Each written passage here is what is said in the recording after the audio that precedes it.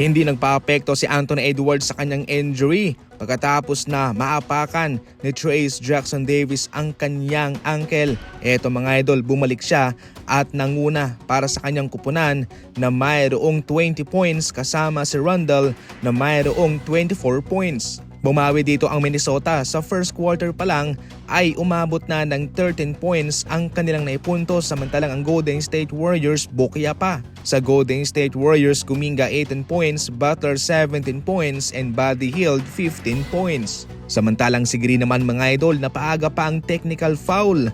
Ngayon, nangangailangan na lamang siya ng 2 technical foul para masuspende ng isang laban. Napakadelikado po ito mga idol, maski man itong si Stephen Curry ay pinakalma itong si Green. Sisilipin natin ang kanilang stats, parehong dinumina ng Minnesota ang field at ang 3-pointer shot.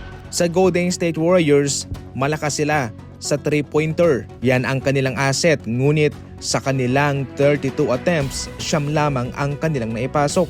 Samantalang sa kabila sa Minnesota, 37 attempt, 16 ang kanilang naipasok. Kahit paano naging maganda yung kanilang rebounding, pero nagdomina pa rin itong Minnesota sa steals, sa blocks, sa ball movement.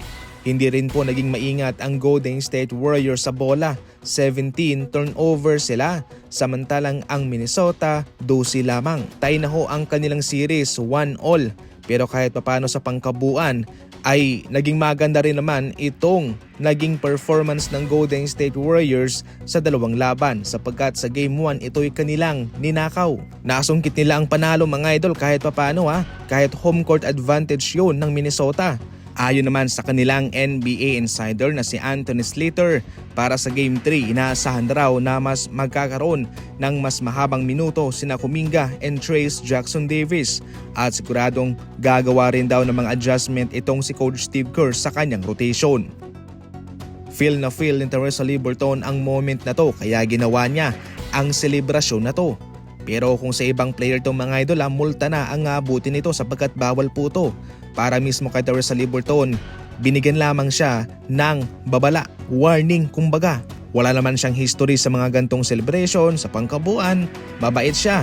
Pero ginawa niya lang talaga ang celebration na to sapagkat feel na feel niya talaga yung moment sa Game 2 sa kanilang pagtalo sa Cleveland Cavaliers. Ayon pa nga kay Haliburton, kung siya'y pagmumultahin ay okay lang, babayaran niya ito sapagkat proud siya sa kanyang ginawa. Hindi biro itong ginagawa ngayon ng Indiana Pacers. Kanilang tinalo ng 2 laban na itong malakas na Cleveland Cavaliers. Subalit hindi rin po magpapatalo itong Cleveland Cavaliers at susubukan nilang ma-upset itong Pacers sa home court nito sa Game 3 and 4.